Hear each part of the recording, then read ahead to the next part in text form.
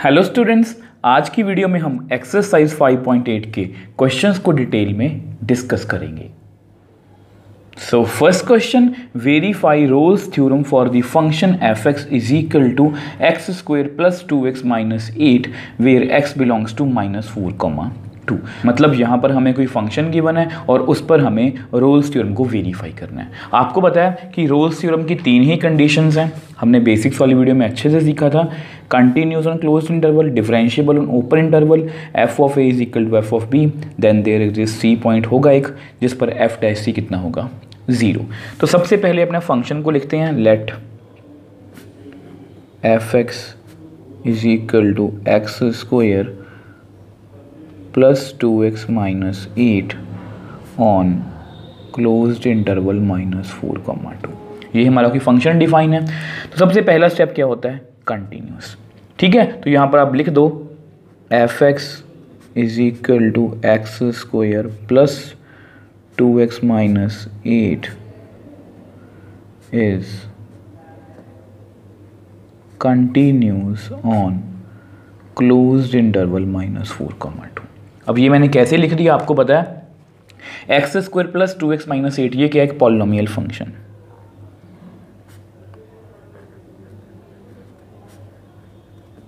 ये क्या है, एक इज अ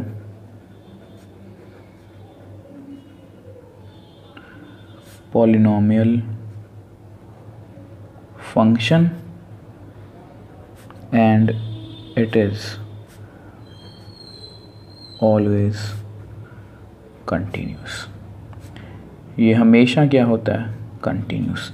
ये मैंने आपको बेसिक्स वाली वीडियो में बताया था और आपको एक और रीज़न भी बताया था जिसकी आप हेल्प से हायर लेवल के क्वेश्चन भी सॉल्व कर सकते हो कि हमारे क्वेश्चन में कहीं पर भी डिनोमिनेटर नहीं है। देखो, हमारे फंक्शन में डिनोमिनेटर नहीं है, हमारे फंक्शन में इवन रूट भी नहीं है। अगर ये दोनों चीज़ें नहीं हैं तो यहाँ पर हमारा फंक्शन नॉट डिफाइंड नहीं हो सकता, मतलब ये कंटिन्यूस है, ये कंटिन्यूसली चलता जाएगा। अब सेकंड पॉइंट क्या होता है, आपको पता है डिफरेंशिएबिलिटी। अब डिफरेंशिएबिलिटी के लिए हम हमेशा इसका डेरिवेटिव करते हैं। तो डेरिवेटिव कर दो एफ एक्स का, डेरिवेटिव आप कर दो x square plus 2x minus 8 का। तो इसका आंसर कितना आएगा, एफ डैश एक्स। आपको पता है D F x upon D x की वैल्यू कितनी होती है, एफ डैश एक्स। तो मुझे डेरिवेटिव करना है एक्स की पावर 2 का, फिर मुझे डेरिवेटिव करना है 2x का, और फिर मुझे डेरिवेटिव करना है 8 का, which implies f dash x is equal to. अब यहाँ पहले पावर सॉर्ट आउट होगी, पहले पावर आगे आएगी, एक पावर कम होगी, then derivative of function. Function कौन है हमारा, x, plus 2 being a constant, इसको बाहर लिख लो, मुझे डेरिवेटिव करना है जस्ट x का। अब 8 बीइंग अ कांस्टेंट, इसका डेरिवेटिव कितना होगा, 0। तो ये भी हो गया। अब लास्ट स्टेप है, तो f dash x is equal to 2x, x का derivative with respect to x 1, 2, x का derivative with respect to x 1, 0 को लिखने की जरूरत नहीं है। तो यानी कि मेरे पास मेरा फाइनल आंसर कितना आ गया, f dash x is equal to 2x plus 2। अब इसको आप लिख के रख लो।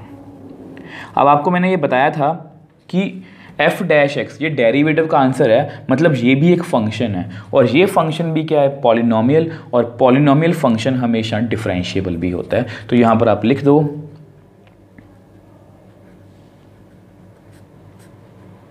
Is equal to 2x plus 2 is polynomial function and it is always differentiable। ये हमेशा क्या होगा, डिफरेंशिएबल। तो यहाँ पर आप लिख दो therefore f x is equal to x square plus 2x minus 8 is differentiable on open interval -4, 2। ठीक है, अब इसका एक और मेथड भी मैंने को बताया हुआ है। देखो वो मैं आपको जानबूझ के हर क्वेश्चन में बता रहा हूँ ताकि आप एनसीईआरटी के अलावा आप कोई और बुक से भी क्वेश्चन करते हो तो आप उन क्वेश्चंस को भी सॉल्व कर पाओ, क्योंकि ये जरूरी नहीं है कि हर बार पॉलिनोमियल फंक्शंस ही आए। ठीक है, ये मैंने आपको बेसिक्स वाली वीडियो में अच्छे से समझाया था कि डिफरेंट तरह के फंक्शंस भी आ सकते हैं, तो उनको हम कंटिन्यूटी या उनकी डिफरेंशिएबिलिटी कैसे चेक करेंगे। ठीक, यहाँ पर भी देखो हमारे फंक्शन में ना तो नीचे ज़ीरो है मतलब डिनोमिनेटर है, और ना ही हमारे फंक्शन में डिनोमिनेटर मतलब कि अंडर रूट है, तो दैट मीन्स हमारा फंक्शन डिफरेंशिएबल भी है। अब थर्ड कंडीशन की बात करते हैं। अब थर्ड कंडीशन क्या है, f of a is equal to f of b. तो देखो उसके लिए क्या करेंगे, थर्ड कंडीशन सबसे पहले फंक्शन को लिख लो f x, let f x is equal to x square plus 2x minus 8। ठीक है, एफ ऑफ ए मतलब एफ ऑफ -4। तो यहाँ पर वैल्यू फिल कर लो, जहाँ पर भी x है -4 लिख लो। ठीक है, तो कितना आंसर आएगा, -4 का स्क्वायर 16 -8 -8, तो कितना आएगा 16 -8 8 8 -8 0। तो एफ ऑफ ए का आंसर कितना आ गया 0। अब एफ ऑफ बी को नेक्स्ट पेज पे कैलकुलेट करते हैं। अब देखो, अब हमें एफ ऑफ बी मतलब एफ ऑफ 2 को चेक करना है, तो 2 का स्क्वायर प्लस 2 × 2 -8, 2 का स्क्वायर 4, 2 2 4 -8, तो ये भी कितना आ गया 0। तो f of b is equal to f of 2 is equal to 0, which implies f of -4 is equal to f of 2। तो हमारी थर्ड कंडीशन भी सेटिस्फाई हो गई। तो यहाँ पर आप लिख दो therefore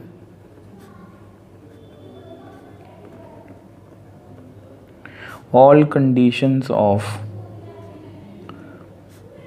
Rolle's theorem are satisfied, therefore there exists C belongs to -4, 2 such that f dash c is equal to 0। अब देखो यहाँ पर हम डेरिवेटिव दोबारा से नहीं करेंगे, आपको पता है वी नो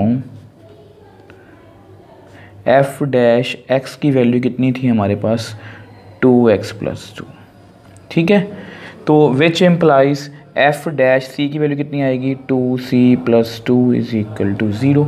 तो यहाँ से 2c की वैल्यू कितनी आ गई -2, which implies c is equal to -2/2। अब ये यहाँ पर कट हो जाएगा, तो आपके पास कितनी वैल्यू आएगी -1, which implies c is equal to -1 belongs to -4, 2। आप चेक भी कर सकते हो कि -1 जो है वो -4 और 2 के बीच में है। तो हमारा क्वेश्चन कंप्लीट हो गया। हमने इस पर रोल्स थ्योरम को वेरीफाई किया और हमें एक पॉइंट c -1 ऐसा मिल गया जिस पर डेरिवेटिव कितना होगा 0। सबसे पहले हमने कंटिन्यूटी चेक की, क्योंकि पॉलिनोमियल फंक्शन है, डेरिवेटिव चेक किया, f of -4 is equal to f of 2, तीनों कंडीशन सेटिस्फाई हुई, तो हमारे पास c की वैल्यू कितनी आ गई -1। So next question, examine if Rolle's theorem is applicable to any of the following functions. Can you say something about the converse of Rolle's theorem from these examples? अब यहाँ पर हमें 3 एग्जाम्पल्स गिवन है। F x is equal to, ये कौन सा function है, greatest integer x for x belongs to 5, 9 close bracket. F x is equal to greatest integer x for x belongs to -2, 2 close bracket. F x is equal to x² -1 for x belongs to 1, 2 closed bracket. अब देखो students, इस question को करने से पहले इस question को अच्छे से समझते हैं। अब इस क्वेश्चन में ना कुछ बातें हैं जिसका आपको ध्यान रखना है। देखो सबसे पहली बात, एग्जामिन, ये 3, अगर आपको सिंपल सी लैंग्वेज में कहूँ, ये 3 क्वेश्चन है, इस पर हमें रोल्स थ्योरम को अप्लाई करके देखना है कि रोल्स थ्योरम इन पर अप्लाई हो रही है या नहीं, जैसे हमने फर्स्ट क्वेश्चन में किया। ठीक है, अब यहाँ पर एक वर्ड नया यूज़ हुआ, कैन यू से something about the converse of Rolle's theorem. अब इसका क्या मतलब है, पहले इसको समझ लेते हैं। देखो कन्वर्स का क्या मतलब होता है। अब कन्वर्स को अगर मैं आपको सिंपल सी लैंग्वेज में समझाना चाहूँ, देखो if x is equal to y then y is equal to z। मतलब अगर x और y इक्वल हैं देन उसका क्या मतलब है, y भी z के इक्वल है। मतलब अगर मैं इसको समझाऊँ, ये गिवन है और इस गिवन से हमें ये प्रूव करवाना है कि अगर x is equal to y है then y is equal to z। तो अगर इसको मैं उल्टा बोल दूं, कि ये गिवन हो जाए कि if y is equal to z then prove करो x is equal to y। मतलब अगर इसको मैं उल्टा लिख दूँ, if y is equal to z then x is equal to y। मतलब क्या है, देखो इसको मैं सिंपल सी लैंग्वेज में आपको बताऊं कि जो एक बार गिवन है, ये गिवन है ना, तो इससे मैं ये प्रूव कर सकता हूँ। ये वैसे ही समझा रहा हूँ आपको, और ये मैंने प्रूव किया ना। तो अगर कन्वर्स किसी चीज़ का, अगर किसी चीज़ का कन्वर्स ट्रू है तो फिर क्या होगा कि अगर y, ये अगर गिवन बन जाए y is equal to z, तो मैं ये भी प्रूव कर सकता हूँ x is equal to y। अगर किसी चीज़ का कन्वर्स ट्रू है तो मतलब बोथ वेज हम कर सकते हैं। अगर ये गिवन है तो ये होगा, अगर ये गिवन है तो ये होगा। ये दोनों एक दूसरे पर डिपेंड करते हैं, इसको हम बोलते हैं कन्वर्स। अब इसको रोल्स थ्योरम पर कैसे एप्लीकेबल करेंगे या कैसे चेक करेंगे, उसके लिए मैंने यहाँ पर एग्जांपल पहले से लिख रखी है। देखो इसको छोड़ दो, ये रोल्स थ्योरम मैंने लिखी है। फंक्शन है कोई ए, मतलब कि जो ए बी पर डिफाइन है, फंक्शन कंटिन्यूस है, फंक्शन डिफरेंशिएबल है, f of a is equal to f of p. मतलब तीनों ही कंडीशन रोल्स थ्योरम की सेटिस्फाई हो रही हैं, तब हम क्या बोल सकते हैं, then there exist at least one point c belongs to a comma b such that f die c is equal to 0। मतलब एफ डाई, मतलब ये हमारी रोल्स थ्योरम है ना, यही हमारी रोल्स थ्योरम है एक्चुअल में। तीनों कंडीशन सेटिस्फाई करो तो ये हम बोल सकते हैं, ठीक है। ये गिवन है तो इससे मैं ऐसे जा सकता हूँ।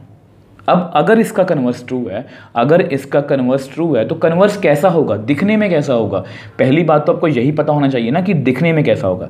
दिखने में ये होगा कि ये गिवन बन जाएगा कि अगर एफ डैश सी ए और बी के, देखो अगर सी पॉइंट ए और बी के बीच में कोई मिल जाए जिस पर एफ डैश सी कितना हो 0, तो ये भी ट्रू होना चाहिए। मतलब इस सिचुएशन में ये गिवन बन जाएगा।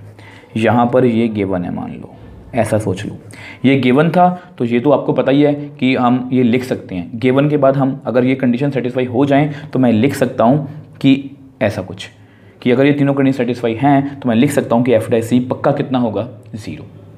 और अगर इसका कन्वर्स ट्रू है तो अगर मैं ये गिवन लिखूँ कि f die c is equal to 0 where c belongs to open interval a b, तो ये भी ट्रू होना चाहिए अगर इसका कन्वर्स ट्रू है। तो वो हमें एक्चुअल में ये बोल रहे हैं, ठीक है।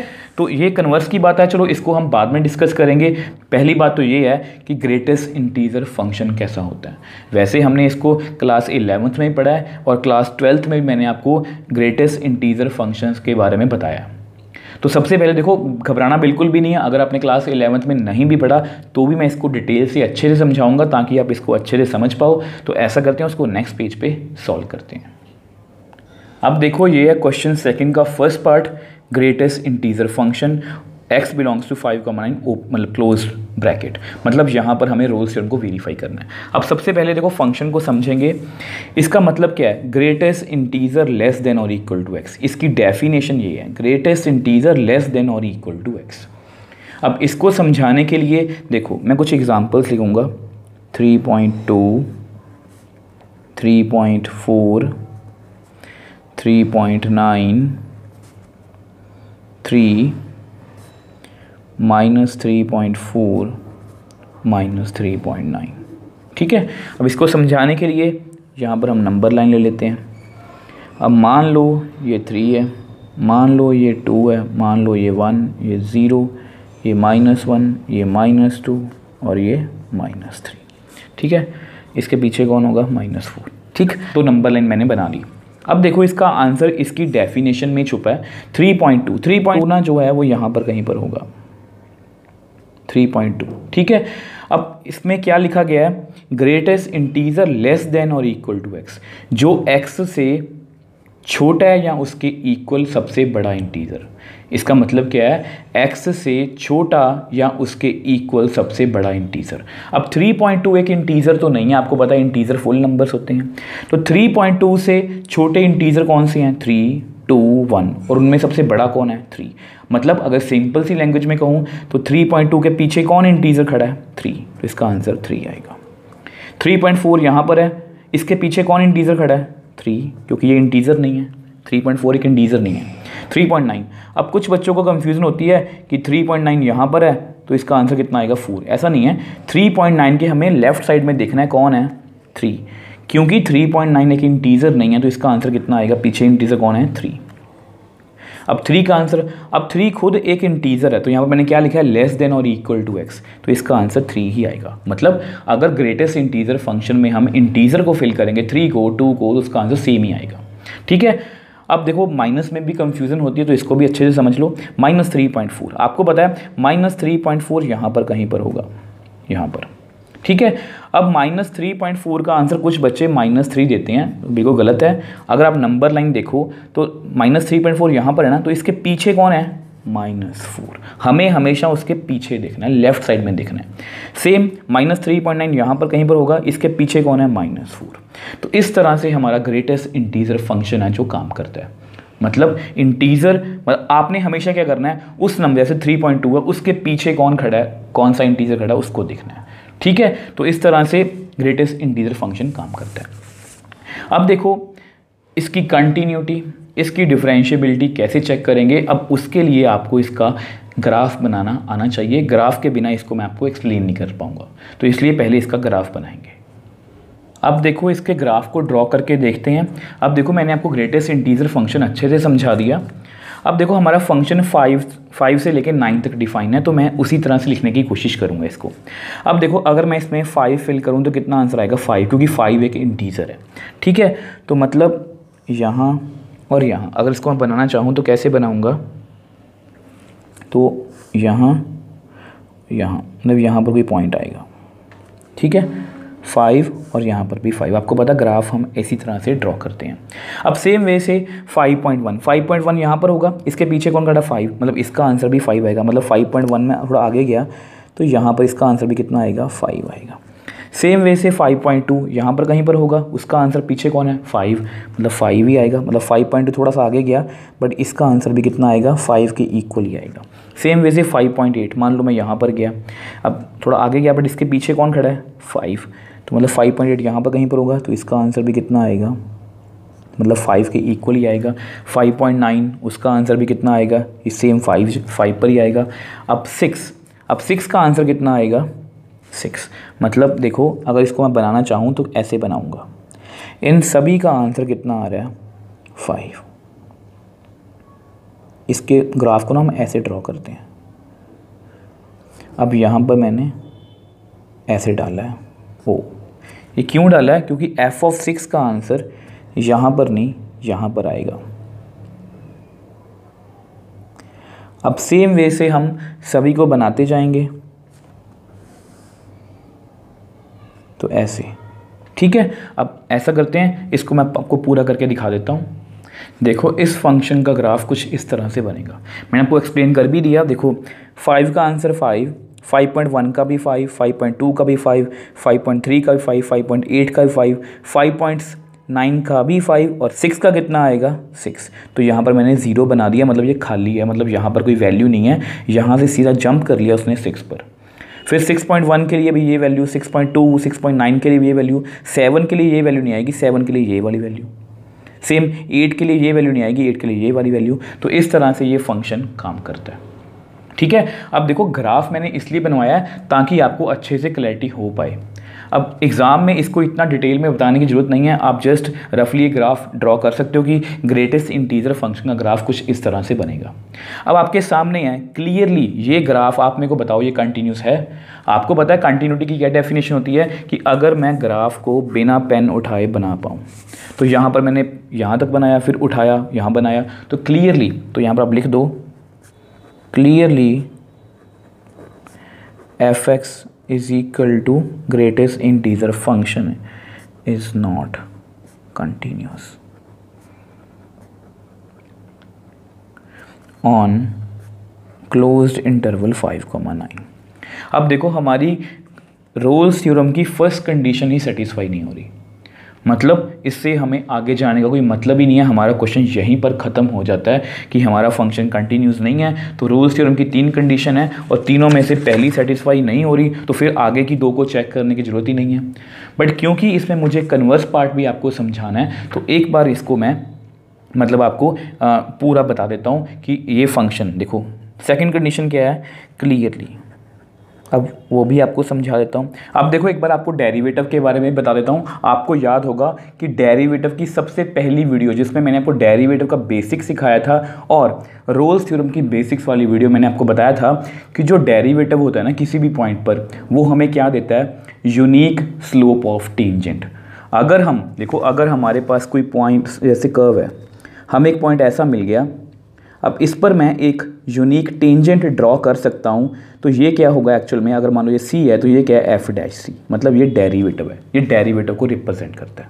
ठीक है, अब सेम वे से देखो यहाँ पर ये आपका ग्राफ है, अगर मुझे यहाँ पर टेंजेंट ड्रॉ करनी हो तो मैं ड्रॉ कर सकता हूँ। आपको पता है किसी भी स्ट्रेट लाइन पर अगर मुझे टेंजेंट ड्रॉ करनी है तो वो लाइन खुद ही टेंजेंट होती है।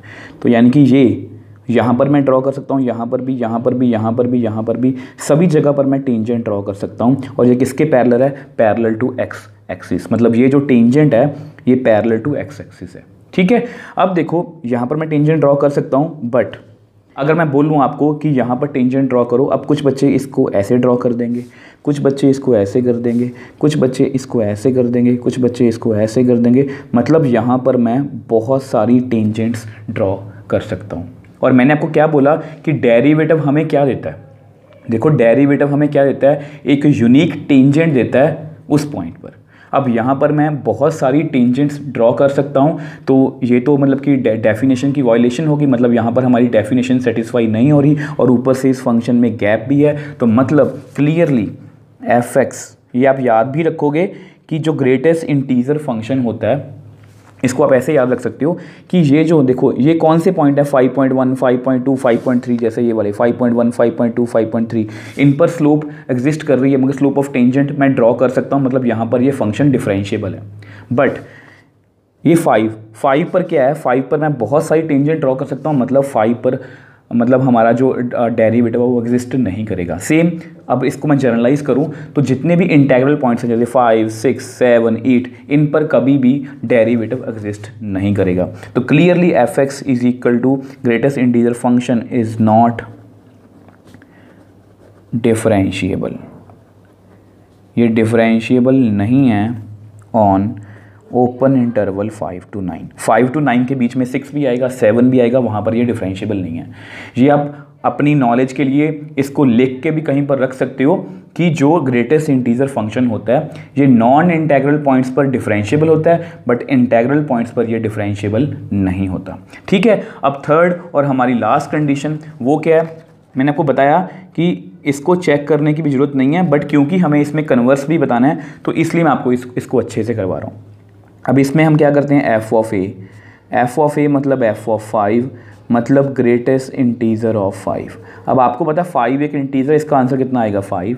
सेम वे से एफ बी, अब आपको पता है एफ बी कितना है 9, मतलब ग्रेटेस्ट इंटीजर 9 और इसका आंसर कितना आएगा 9, क्योंकि 9 भी एक इंटीजर है। Which implies f of a not equal to f of b, मतलब ये वाली कंडीशन भी हमारी सेटिस्फाई नहीं हुई। अब देखो आपके सामने ही है, तीनों कंडीशन हमारी सेटिस्फाई नहीं हो रही, therefore roles theorem is not applicable. अब देखो मैं आपको पहले भी बता चुका हूं, क्योंकि इस क्वेश्चन में मुझे कन्वर्स की भी बात करनी है तो इसलिए मैंने तीनों कंडीशंस को चेक किया। अदरवाइज आप यहाँ पर, क्योंकि हमारा फंक्शन कंटिन्यूस नहीं है, यहाँ पे ही आप ये लिख सकते हो कि रोल्स थ्योरम एप्लीकेबल नहीं है, क्योंकि अगर एक कंडीशन सेटिस्फाई नहीं है तो मतलब आगे की हम दो की बात ही नहीं करेंगे, मतलब रोल्स थ्योरम हमारी एप्लीकेबल नहीं होगी। अब देखो क्योंकि क्वेश्चन में कन्वर्स के बारे में बोला गया है तो हम कन्वर्स की बात करते हैं। अब देखो कन्वर्स के बारे में मैंने आपको स्टार्टिंग में बताया था, ये रोल्स थ्योरम है। अगर रोल्स थ्योरम की तीनों कंडीशन सेटिस्फाई होती हैं तो हम ये बोल सकते हैं कि सी हमें एक ऐसा पॉइंट मिलेगा ए और बी के बीच में such that f dash c is equal to 0। अब कन्वर्स पार्ट में क्या होगा, ये देखो कन्वर्स लिखा है मैंने कि ये अगर ट्रू हो जाए f dash c, converse part में क्या होगा, अगर f dash c is equal to 0 आ जाए, c where c belongs to open interval a b, तो क्या मैं इनके बारे में कोई कमेंट कर सकता हूँ, क्या ये बातें ट्रू होंगी या नहीं, वही हमें चेक करना है। अब देखो मैं आपको रफ में कुछ समझाना चाहता हूँ। C बिलोंग्स टू 5, 9, ठीक है, ये हमारा ग्राफ है। 5 और 9 के बीच में हमें एक सी ऐसा मिलना चाहिए f dash c is equal to 0। अब आपको याद होगा बेसिक्स वाली वीडियो में मैंने आपको बताया था स्लोप्स के बारे में। अब if a line is parallel to x axis then theta is equal to 0 then slope is equal to 0। मतलब स्लोप 0 कब होती है, जब स्लोप ऑफ टेंजेंट 0 कब होती है, जब वो line parallel to x axis होती है। और डेरिवेटिव हमें क्या देता है, यूनिक स्लोप ऑफ टेंजेंट। तो ये 0 कब होगी, ये 0 कब होगी, जब इसका जो मतलब कि ये जो लाइन बनेगी वो पैरेलल टू एक्स एक्सिस हो।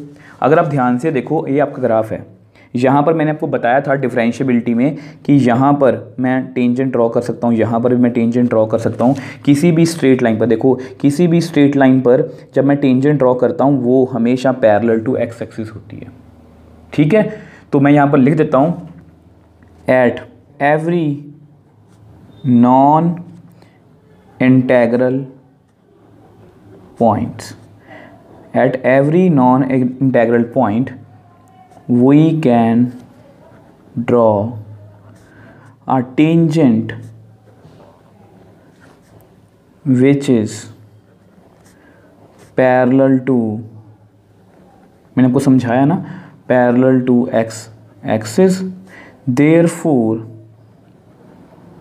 their slopes are 0।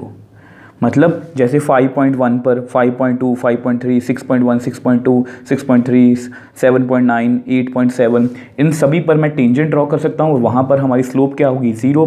स्लोप 0 का होने का क्या मतलब है, that is f dash c is equal to 0 where c belongs to 5,9। मतलब देखो सी मान लो 5.1 5 और 9 के बीच में है, तो यहाँ पर मैं स्लोप ऑफ टेंजेंट ड्रॉ कर सकता हूँ और उसकी स्लोप कितनी होगी, 0। दैट मीन्स वहाँ पर डेरिवेटिव कितना होगा, 0, क्योंकि एफ डैश सी का क्या मतलब है, slope of tangent at that point. तो मतलब मैं यहाँ पर ये बात लिख सकता हूँ कि एफ डैश सी क्या है, 0 वेयर सी बिलोंग्स टू 5,9। मतलब ये वाली बात हमारी ट्रू हो गई। अब हम इनके बारे में कमेंट करने की कोशिश करेंगे। अब ऐसा करते हैं, उसको नेक्स्ट पेज पे एक्सप्लेन करता हूँ। अब देखो आपके सामने है f dash c is equal to 0 हो गया, ये वाली हमारी कंडीशन ट्रू हो गई। अब हमें इस पर कमेंट करना है। अब इसीलिए मैंने इस पार्ट को करवाने के लिए मैंने आपको इसको अच्छे से एक्सप्लेन किया, आपके सामने है। अगर ये देखो कन्वर्स ट्रू होता, तो अगर एफ डैश सी 0 है तो ये तीनों बातें सेटिस्फाई होनी चाहिए थी। अब आपको पता है clearly f x is equal to greatest integer function is not continuous. अब इसको मैंने लास्ट पेज पे अच्छे से एक्सप्लेन कर दिया on closed interval 5,9 and also it is not differentiable. ये डिफरेंशिएबल भी नहीं है on open interval 5,9 and also f of 5 not equal to f of 9। कुछ भी सेटिस्फाई नहीं हो रहा, therefore converse of Rolle's theorem is not applicable. देखो पहले समझने की कोशिश करो, एप्लीकेबल तब होता अगर एफ डैश सी, देखो हमें मिल गया था, आपके सामने ही है एफ डैश सी हमें मिल गया, बट ये तीनों अगर ये होल्ड करता, ये एप्लीकेबल होता, तो ये तीनों कंडीशन सेटिस्फाई होनी चाहिए थी। आपके सामने है, तीनों में से एक भी कंडीशन सेटिस्फाई नहीं हो रही हमारी, इसका मतलब रोल्स थ्योरम हमारी एप्लीकेबल नहीं है। अब सेम वे से हम इसी क्वेश्चन का सेकंड पार्ट सॉल्व करने की कोशिश करेंगे। अब देखो ये उसी क्वेश्चन का सेकंड पार्ट है, f x is equal to greatest integer function x for x belongs to -2, close bracket. अब जिन्होंने फर्स्ट पार्ट को अच्छे से समझ लिया उनके लिए ये पार्ट कुछ भी मुश्किल नहीं है। अब क्योंकि मैंने आपको लास्ट पेज पे मतलब लास्ट क्वेश्चन में बहुत अच्छे से एक्सप्लेन किया है, तो यहाँ पर मैंने ग्राफ इसका पहले से बना रखा है ग्रेटेस्ट इंटीजर फंक्शन का। आपको अब पता है कि ग्रेटेस्ट इंटीजर फंक्शन का ग्राफ इसी तरह से काम करता है। देखो अगर मैं 0 से बड़ी हुई यहाँ पर वैल्यू को फिल करूँगा कोई भी, इसका आंसर कितना आएगा, हमेशा 0। तो देखो इस वैल्यू के लिए सबका आंसर कितना आ रहा है, 0। अगर यहाँ से कोई फिल करूँगा इसके बीच में, हमेशा आंसर कितना आएगा 1। अब सेम वे से यहाँ पर कोई भी वैल्यू लूँगा मैं, -0.1, -0.2, -0.5, उसका आंसर कितना आएगा -1। सेम वे से इससे छोटी वैल्यू और लूँगा मैं तो उसका आंसर कितना आएगा -2। तो इस तरह से हमारा ग्रेटेस्ट इंटीजर फंक्शन काम करता है। अब आपको पता है क्लियरली, मुझे बताने की भी ज़रूरत नहीं है, clearly it is not continuous,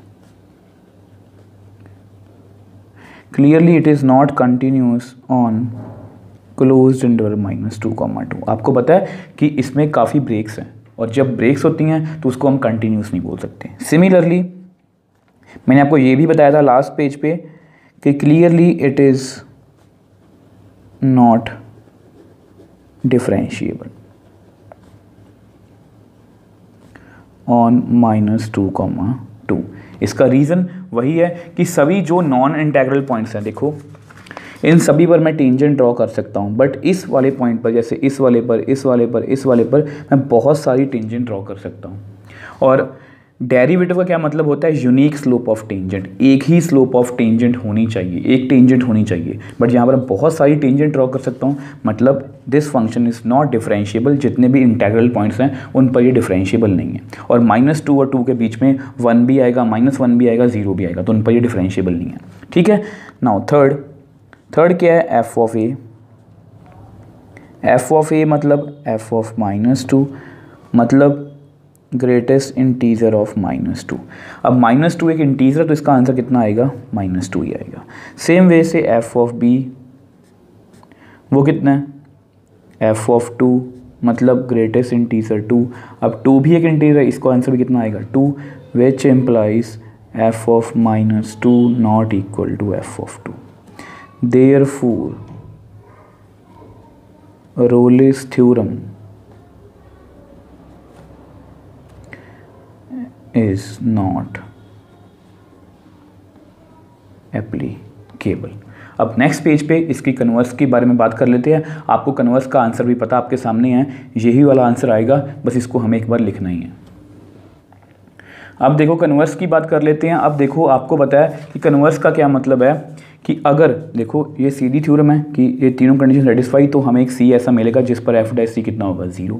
converse में क्या होगा? अगर हमें एक सी ऐसा मिल जाए जिस पर डेरिवेटिव कितना हो? 0, तो इन पर हम कमेंट क्या करेंगे, मतलब क्या कह सकते हैं हम इनके बारे में। ठीक है, वैसे आपको आंसर पता ही है, तो यहाँ पर आप लिख दो at every non integral point, at every non-integral point we can draw a tangent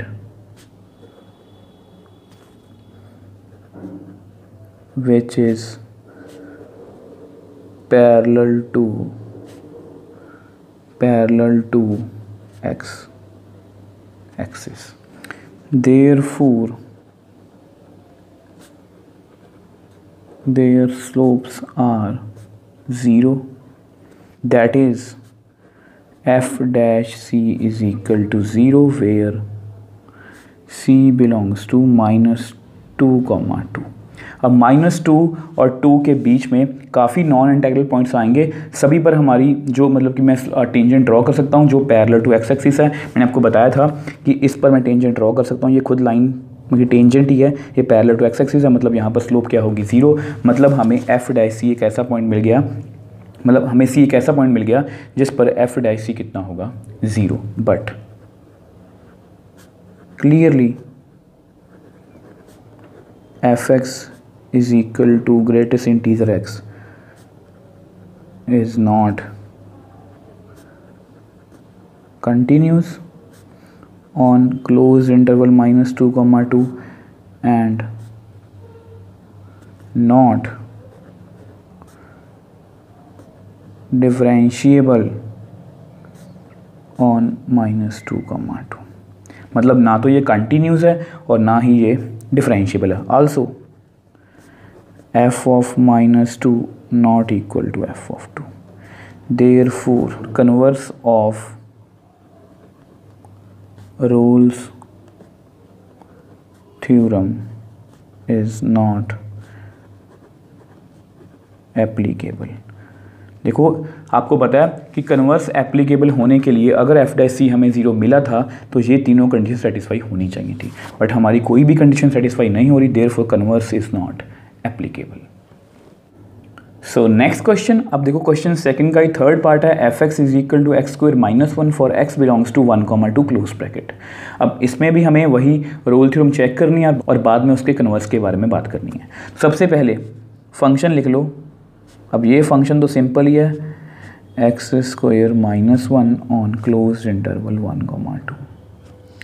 अब first part, f x is equal to x square minus 1 is a continuous function on closed interval 1,2। क्यों continuous है? क्योंकि आपको पता है x square minus 1 एक polynomial function है, because polynomial function is always continuous. आपको पता है कि पॉलिनोमियल फंक्शन हमेशा क्या होते हैं? कंटिन्यूस। और इसमें आप ये भी चेक कर सकते हो, आपको पता है ना तो हमारे फंक्शन में डिनोमिनेटर है ताकि ये नॉट डिफाइंड बने, ना ही हमारे फंक्शन में रूट है ताकि ये नॉट डिफाइंड बने, मतलब ये हमेशा कंटिन्यूस होगा। अब सेम वे से डेरिवेटिव की बात करते हैं। आपको पता है हम डेरिवेटिव की बात कैसे करते हैं? इसको डिफरेंशिएट करके इसका आप डेरिवेटिव कर दो। तो मुझे डेरिवेटिव करना है एक्स स्क्वायर माइनस 1 का, तो इसको मैं लिख सकता हूँ एफ डैश एक्स।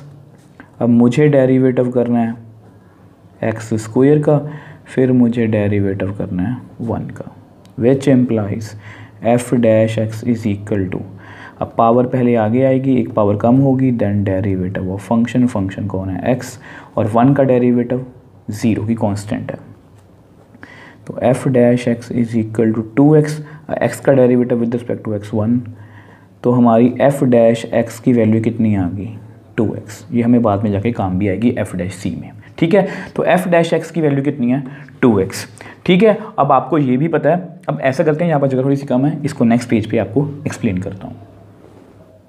अब देखो आपको पता है कि चाहे हमने इसको डिफरेंशिएट कर लिया, बट है तो ये फंक्शन ही ना, और ये कौन सा फंक्शन है? पॉलिनोमियल। तो यहाँ पर आप लिख दो because polynomial function is always differentiable. ये हमेशा डिफरेंशिएबल भी होता है। इसको आप दूसरे वे से भी चेक कर सकते हो कि ना तो हमारे मतलब कि फंक्शन में, इस डेरिवेटिव में ना तो कहीं पर डिनोमिनेटर है क्योंकि 0 नहीं है, और ना ही रूट है, तो मतलब ये डिफरेंशिएबल होगा। तो therefore f x is equal to x square minus 1 is differentiable. तो ये डिफरेंशिएबल है ऑन ओपन इंटरवल 1,2। तो दोनों कंडीशन हमारी सेटिस्फाई होगी। अब तीसरी कंडीशन की बात करते हैं। तीसरी कंडीशन आपको पता रोल्स थ्योरम की कौन सी है? F a is equal to f b. अब एफ ए मतलब 1। अब फंक्शन हमारा कैसा था? X square minus 1, x square minus 1। आपको पता है, आप लिखना चाहते हो तो लिख लो, ये आपके लिए लिखा है, ठीक है। तो 1 का स्क्वायर 1, 1 माइनस 1 कितना आ गया?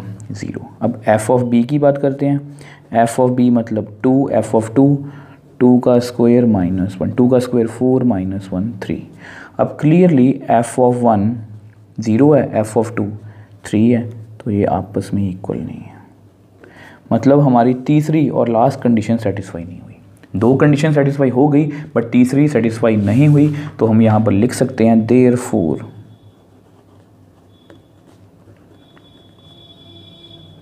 Roles theorem is not applicable. मतलब इस पर भी रोल्स थ्योरम मैं नहीं लगा सकता। अब सेम वे से इसके भी कन्वर्स की बात करेंगे। कन्वर्स, ठीक है। अब देखो कन्वर्स को स्टार्ट करने से पहले मैं आपको हमेशा यही बोलता हूँ, कन्वर्स को स्टार्ट करने के लिए हमें एक पॉइंट सी ऐसा चाहिए ए और बी के बीच में, such that f dash c is equal to 0, ठीक है, तो पहले वही ढूंढेंगे। ग्रेटेस्ट इंटीजर फंक्शन में हमने ढूंढ लिया था, क्योंकि हम जब भी वो टेंजेंट ड्रॉ करते थे कि वो पैरेलल टू एक्स एक्सिस है तो वहाँ पर स्लोप 0 है, तो वहाँ पर मैं ढूंढ सकता था। अब इसमें मैं खुद कर सकता हूँ। देखो आपको पता है, now we have to find C belongs to 1, 2 open interval such that f dash c is equal to 0। यही ढूंढना है ना हमें। अब देखो आपके सामने f dash x की वैल्यू कितनी है, सिंस मैं यहाँ पर लिख देता हूँ f dash x is equal to 2x, therefore f dash c मतलब 2c is equal to 0 which implies c is equal to 0। अब c एक 0 मिल गया, but c is equal to 0 does not belong to 1, 2। मतलब c point हमें मिला तो सही, बट वो हमारे इंटरवल में ही नहीं है, 1 और 2 के बीच में ही नहीं है। देखो हमें यहाँ पर f डाई c इज इक्वल टू 0 चाहिए, बट वो c कहाँ से आना चाहिए, हमारे इंटरवल में से, बट हमारा जो c आ रहा है वो हमारे इंटरवल से बाहर आ रहा है। देयरफॉर अगर यही ट्रू नहीं हो रहा तो हम इसकी बात कैसे कर सकते हैं। देखो ग्रेटेस्ट इंटीजर फंक्शन में क्या था, जो क्वेश्चन हमने पहले किए हैं, ये बात हमें ट्रू मिल रही थी, वहाँ पर f डाई c हमें 0 मिल रहा था, तो हम इस पर कमेंट कर सकते थे। अब यहाँ पर हमें यही नहीं मिल रहा, तो therefore converse of Rolle's theorem is not applicable, क्योंकि कन्वर्स को एप्लीकेबल करने के लिए एक चीज़ तो हमें गिवन होनी चाहिए ना। अब ये गिवन होने के लिए ही हमारा मतलब कि सी हमें मिल नहीं रहा, तो दैट मीन्स हम कन्वर्स की बात ही नहीं कर सकते, तो यहाँ पर हमारा कन्वर्स एप्लीकेबल नहीं है। अब ये तीनों क्वेश्चन, अब इसमें बहुत सारे बच्चों को बहुत सारी कंफ्यूजन रहती है। मैंने अपनी तरफ से पूरी कोशिश की है कि तीनों को मैं आपको अच्छे से एक्सप्लेन कर पाऊँ। मेन ग्रेटेस्ट इंटीजर फंक्शन का था, उसको मैंने आपको बिल्कुल बेसिक से करवाया कि उसका फंक्शन कंटिन्यूस की क्यों नहीं है, उसका फंक्शन डिफरेंशिएबल क्यों नहीं है। बहुत सारे बच्चों को ये क्लियर नहीं है कि डिफरेंशिएबल क्यों नहीं है, बट वो लिख लेते हैं कि वो डिफरेंशिएबल नहीं है। मैंने आपको बताया कि हम यूनिक टेंजेंट नहीं ड्रॉ कर सकते, इसलिए वो इंटेग्रल पॉइंट्स पर डिफरेंशिएबल नहीं है, बाकी सभी पर डिफरेंशिएबल है। ठीक है, तो उसके बाद हमने कन्वर्स की भी बात की, वो भी मैंने आपको अच्छे से एक्सप्लेन किया। अब सेम वे से इस क्वेश्चन को भी हमने सॉल्व कर लिया। तो देखो अगर आप इन क्वेश्चंस को ध्यान से अच्छे से करोगे ना, तो इन क्वेश्चन में आपको कोई भी प्रॉब्लम नहीं आने वाली। कुछ क्वेश्चंस बस देखने में मुश्किल लगते हैं, बट एक्चुअल में उनमें कुछ भी नहीं होता। तो इनसे आपको काफ़ी कुछ सीखने को मिलेगा। जैसे आपको MCQ में ये भी पूछा जा सकता है कि ग्रेटेस्ट इंटीजर फंक्शन कहाँ पर डिफरेंशिएबल होता है। आप बता सकते हो कि नॉन इंटेग्रल पॉइंट्स पर। वो कहाँ पर डिफरेंशिएबल नहीं होता, इंटेग्रल पॉइंट्स पर। तो इस तरह के क्वेश्चन अगर आप अच्छे से करोगे तो आपकी नॉलेज हमेशा इंक्रीज़ ही होगी।